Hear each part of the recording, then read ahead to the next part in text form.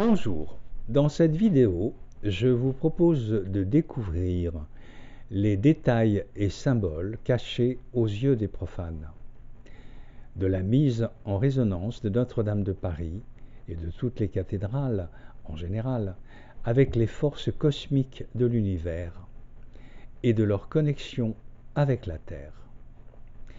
Viollet-le-Duc a mis son savoir au service de la Renaissance, à son époque, de Notre-Dame de Paris. Je vais vous dévoiler les détails et les indications bien réelles de son travail, pas seulement spirituel, mais matériel de son œuvre, qu'il a d'ailleurs signée pour bien nous faire comprendre qu'il avait travaillé en conscience.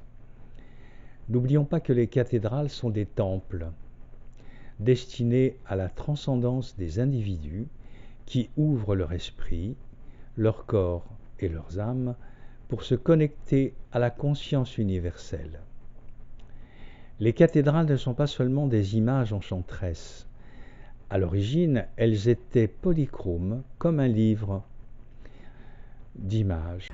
Donc si l'on réfléchit bien, ce qui vient d'arriver à Notre-Dame doit nous faire comprendre que c'est une manifestation des forces des ténèbres qui ont voulu justement attaquer la cathédrale, la détruire, et en même temps détruire ce qu'elle représente en tant que principe, en tant que symbole.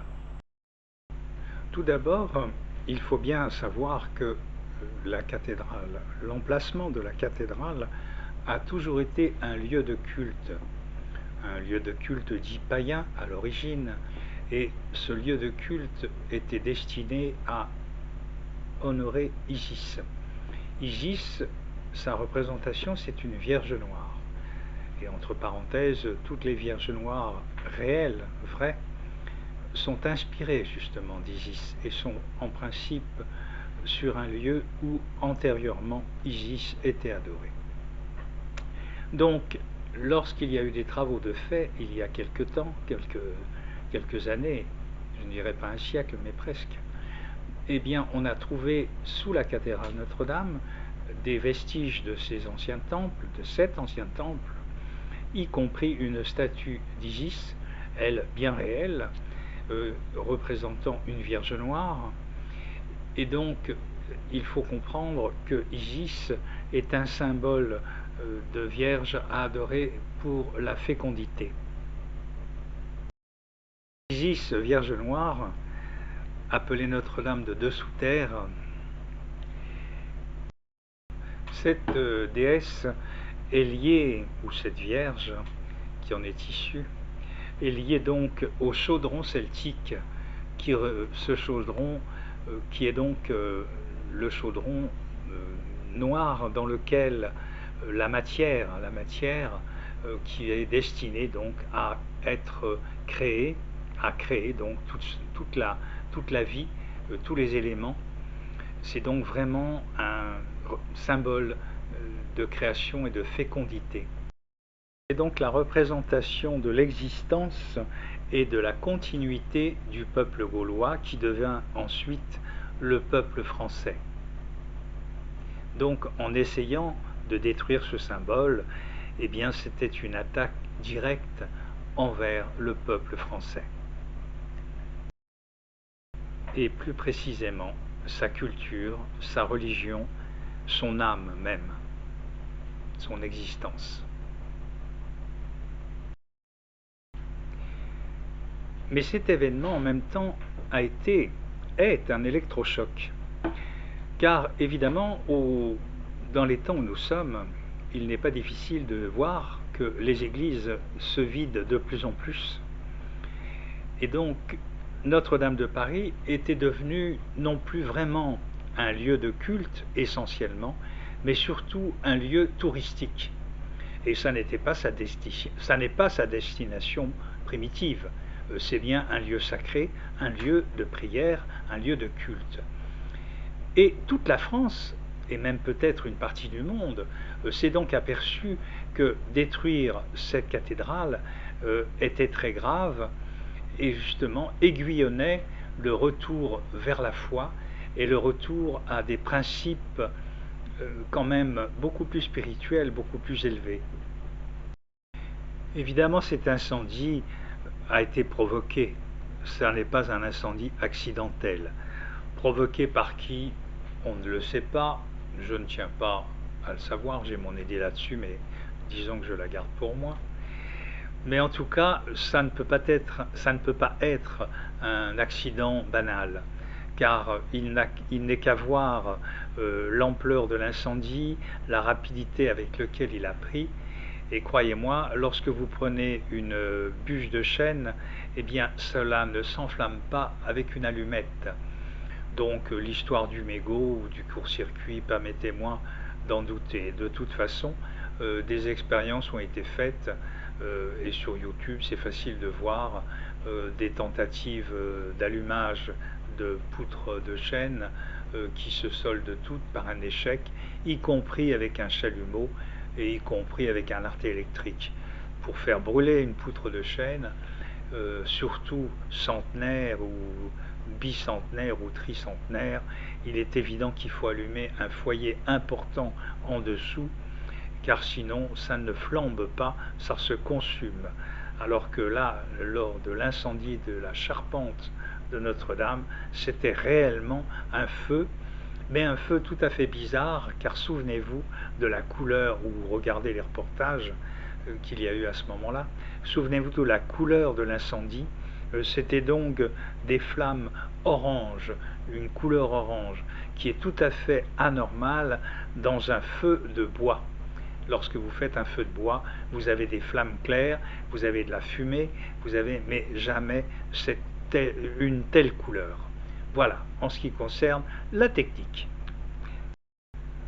En plus, souvenons-nous que cet incendie a eu lieu à une période bien particulière, puisqu'il s'agissait de la Semaine Sainte, qui précède évidemment la résurrection, le retour de la lumière, et donc le fait de vouloir éteindre Notre-Dame, en quelque sorte, de la détruire, c'était justement nous prouver que la lumière ne pouvait pas avoir de victoire sur la mort, ce qui est tout à fait à l'opposé de la fête de Pâques, car où c'est vraiment effectivement la lumière qui a la victoire sur la mort, la renaissance, la résurrection. Passé, Notre-Dame avait bien souffert, et sans le travail d'un personnage qui s'appelle Viollet-le-Duc, Notre-Dame ne serait pas telle que nous la voyons, que nous l'avions vue. Maintenant, évidemment, de nouveau, il y a des transformations, mais Viollet-le-Duc l'avait vraiment restaurée, et surtout restaurée en connaissance. Et cela, c'est très important, et nous allons vous le prouver. Viollet-le-Duc a remis en place évidemment toutes les statues, toutes les ouvertures. Il en a même recréé qui avaient été bouchées à une certaine époque. Et donc le travail de Viollet-le-Duc en ce qui concerne cette fameuse flèche tant critiquée, eh bien, est essentiel, car en effet, lors de la Révolution, qui avait donc bien maltraité Notre-Dame, il y avait antérieurement à cette flèche, il y avait un clocher. Ce clocher a donc été détruit pendant la Révolution.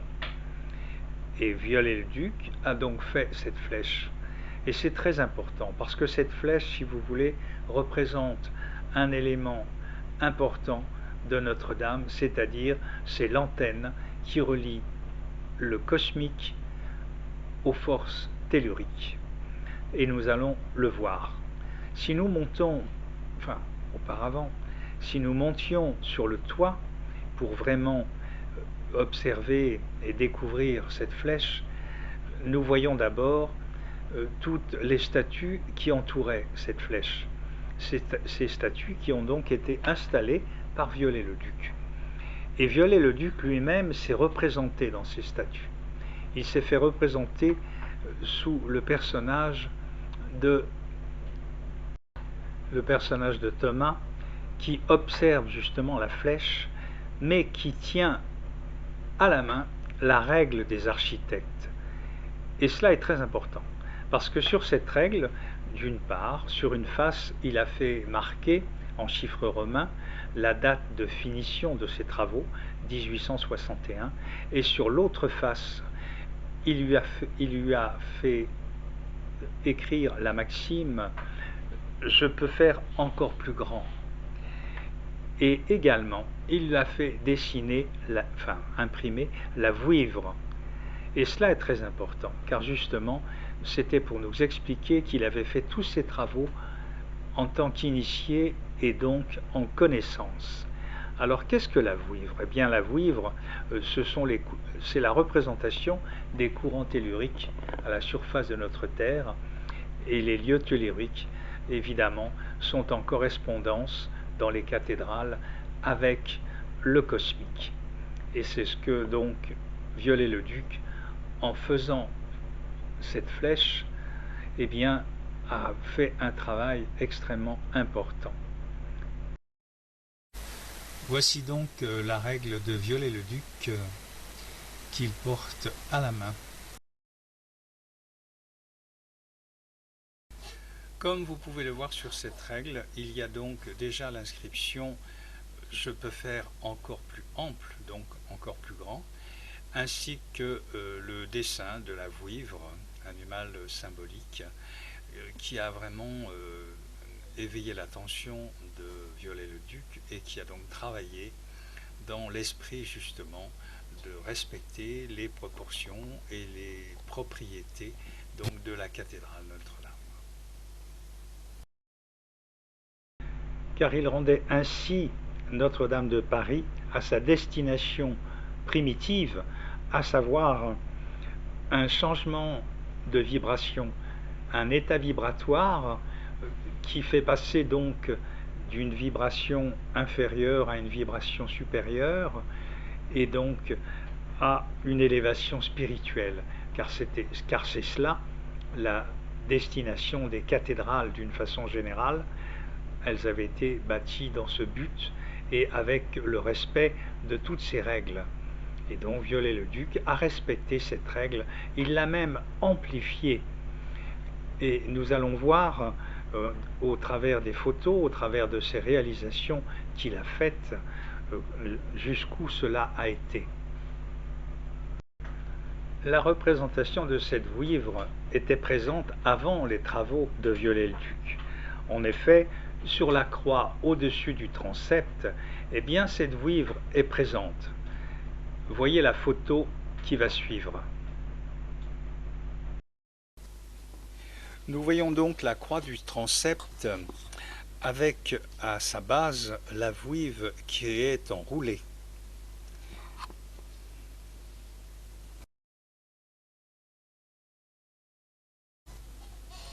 Nous voyons donc là la vouivre au pied donc de la croix, cette vouivre qui a donc fait comprendre à Viollet-le-Duc, ainsi que certainement à d'autres détails, l'importance qu'il y avait de respecter les règles pour l'échange cosmotellurique dans la cathédrale de Notre-Dame. Cette vouivre est présente au pied de la croix, à la base. Elle est également présente sur le toit des deux côtés. Elle descend donc en rampant sur le toit car elle est chassée par la croix. En effet, le symbole de la croix est le symbole qui permet de chasser cette vouivre représentant le démon, en quelque sorte, en tout cas, dans cette représentation.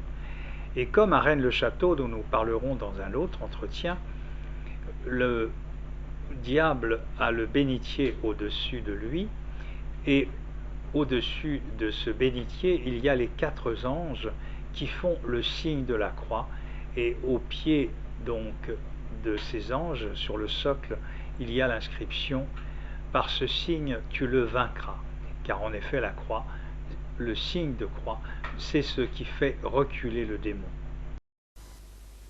Voici la vouivre sur le toit.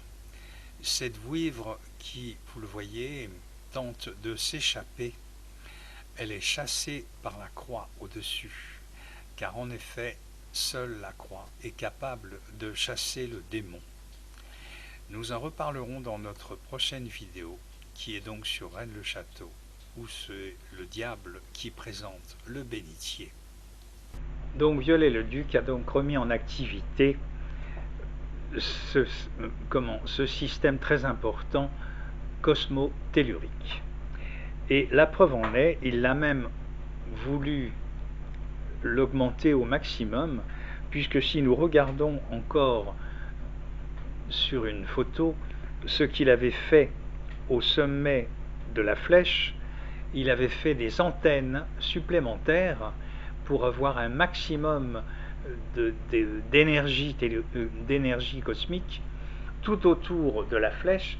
Il y a en effet des antennes supplémentaires que nous voyons mélangées à des gargouilles, elles-mêmes représentant justement les forces du mal, et les forces cosmiques étant là justement pour écraser ces forces du mal. Et c'est la raison pour laquelle les antennes sont mélangées à ces gargouilles. Comprendre que ces gargouilles sont vaincues, ces forces maléfiques, ces forces de l'ombre sont vaincues par les forces cosmiques et spirituelles donc. Vous en avez donc sur cette photo la représentation. Voilà la base de la flèche qu'a fait faire donc Viollet-le-Duc. Cette base où vous voyez donc clairement les antennes qui s'y trouvent. Ces antennes qui se terminent par un genre de trident. Mais ces antennes sont là pour justement capter au maximum les rayons cosmiques qui ensuite vont se mettre en rapport avec les rayons telluriques, avec les forces telluriques, et donc cet échange cosmotellurique qui est facilité par le fait que la flèche est recouverte de plomb, qui est donc conducteur d'ondes et de courants. Donc comme on le voit, Viollet-le-Duc a fait vraiment un très beau travail. N'oublions pas non plus qu'il a remis au sommet de sa flèche le coq, le fameux coq gaulois, qui tous les matins attend le soleil et chante en son honneur. C'est le retour de la lumière, c'est le symbole du Christ, porteur de la lumière. Le symbole national, le coq gaulois. Ce coq gaulois qui était donc au sommet de la flèche, comme nous pouvons le voir sur la photo à droite. Et nous espérons bientôt le revoir sur une nouvelle flèche de Notre-Dame de Paris. Le coq qui attend la lumière, le Christ qui symbolise la lumière, et c'est là la raison pour laquelle il se trouve sur les églises. Mais heureusement, les statues que Viollet-le-Duc des apôtres et des saints, que Viollet-le-Duc donc avait mis tout autour de sa flèche, miracle, ont été sauvées de l'incendie, car 5 jours avant cet incendie, elles ont été déposées et enlevées. Sinon, évidemment, lors de l'incendie, ces statues constituées en tôle de cuivre auraient fondu très vite vu leur fragilité. Voici maintenant les statues qui sont au pied, donc autour de la flèche. Viollet-le-Duc s'y est fait représenter sous la forme de saint Thomas. Ces statues sont les statues des saints et des apôtres. Eh bien, miraculeusement, ces statues, comme par un heureux hasard, ont été déposées 5 jours avant l'incendie de Notre-Dame de Paris. Sinon, elles n'existeraient plus.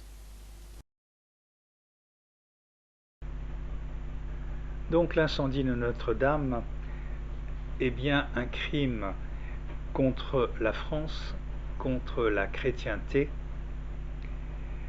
et c'était à l'origine de la construction de cette cathédrale. Mais ça n'est pas la première fois qu'il y a une tentative de destruction de notre pays, car lors de la Révolution, elle a été immédiatement massacré, on lui a enlevé tous les symboles de la royauté, puisque la Révolution était contre la royauté. Donc tous les rois qui figuraient sur la façade ont été décapités, ont été détruits. Et Viollet-le-Duc a fait restaurer justement tout ce paysage.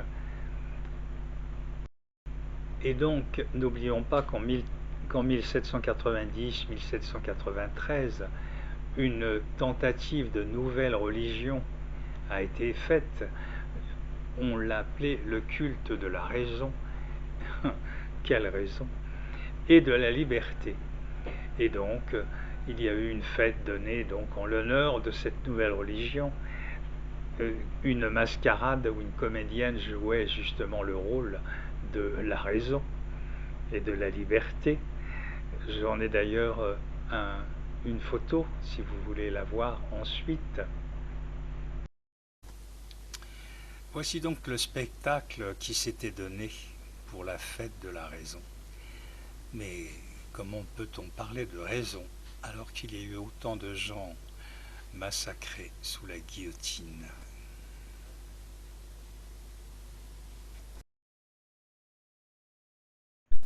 Robespierre, qui créa le culte de l'être suprême en toute modestie, après les massacres de 93, eut droit lui aussi au même sort que ceux qui l'avaient envoyé au massacre de la guillotine. Et lui-même, eh bien, il finit sous le couperet de cette merveilleuse et horrible machine. La raison revint ensuite. Revint petit à petit, une toute petite raison en tout cas.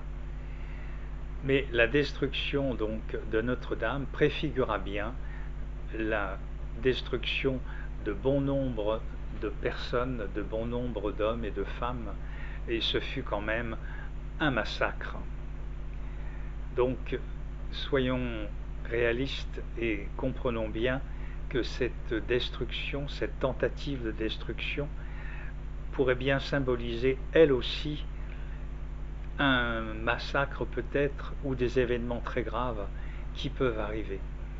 Ainsi par exemple une autre manifestation, celle de Napoléon qui a voulu être sacré empereur, cette manifestation étant elle aussi la préfiguration des massacres et l'annonce des massacres qui ont eu lieu, car Napoléon a fait de bonnes choses, mais il n'a pas fait que ça.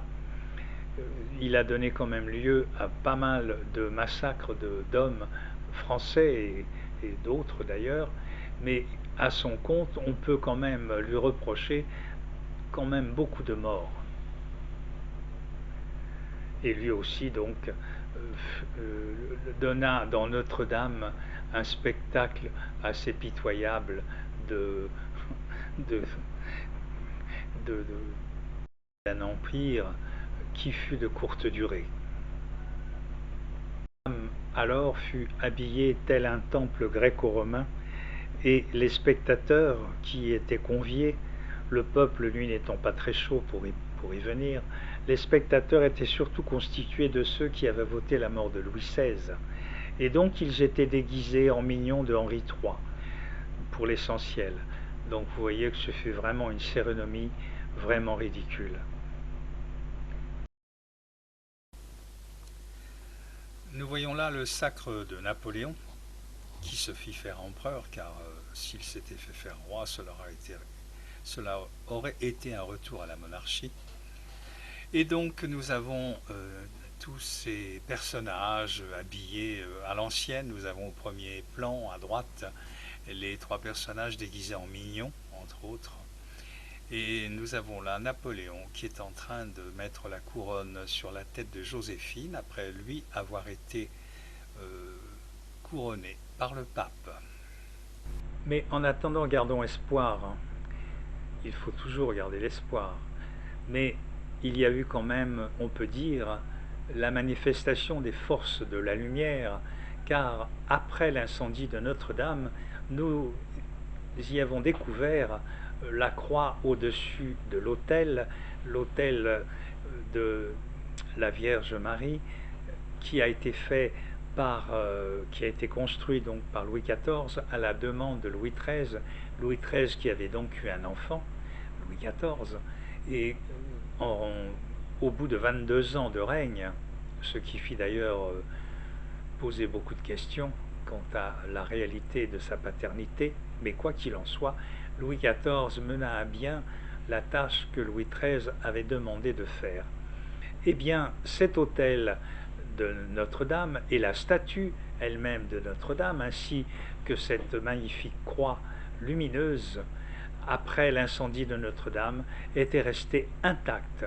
La Vierge n'avait même pas noirci, n'avait reçu aucune dégradation. Donc, prenons cela quand même comme un symbole d'éternité, comme un symbole de l'éternité de Notre-Dame, de l'éternité de notre patrie, de notre France. Voilà. Et espérons qu'un nouveau Viollet-le-Duc va se manifester pour reconstruire à l'identique, ou tout au moins dans son principe, même si des matériaux différents sont un peu utilisés, car c'est vrai qu'une charpente tout en bois est difficile à refaire maintenant, à notre époque, et le temps peut-être nous presse aussi. Alors ne prétendons pas la faire en 5 ans, cela me semble très difficile, et aux architectes surtout. Mais donc des possibilités s'offrent à nous pour la refaire à l'identique, tout au moins extérieurement, et en conserver son âme, en tout cas. Même si les poutres ne sont plus en chêne, mais en d'autres matériaux, si les proportions sont gardées, si le symbole, les symboles sont gardés, y compris la flèche, qui est, comme nous l'avons expliqué, vraiment l'antenne qui fait vivre Notre-Dame. Sans cette flèche, Notre-Dame n'aura plus du tout la même valeur et n'aura plus la même vibration.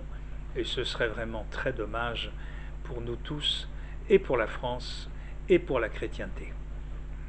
Voilà, si vous voulez, nous nous retrouverons prochainement pour un nouvel entretien, comme je vous l'ai dit, un entretien concernant une histoire très étrange et très importante, puisqu'il s'agit de l'histoire du Christ et de Marie-Madeleine, de leur réalité, et nous expliquerons ce que nous y avons découvert.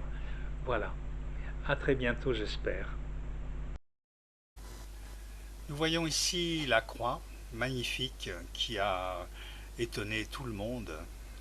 En effet, après cet incendie, elle n'a aucune trace, aucune marque, ainsi que l'autel qui est en dessous, et également la statue de la Vierge du pilier que nous verrons ensuite, et qui n'ont commis donc aucune dégradation. Et même l'architecte des bâtiments de France a quand même fait la réflexion que c'était quand même un miracle. Pour terminer cette vidéo, je vous propose donc de contempler la statue de la Vierge qui, comme la croix et l'autel, a été miraculeusement protégée. Et donc même l'architecte de la cathédrale de Paris était extrêmement étonné et lui-même a parlé de miracle. Parce que c'était tout à fait exceptionnel dans tous ces dégâts qui ont eu lieu, les cendres, les débris, etc. La Vierge n'avait absolument aucun dépôt sur elle, aucune cendre. C'était vraiment extraordinaire. Alors soyons conscients de ces réalités et donc essayons d'entrer dans la lumière. Et je vous propose une petite méditation.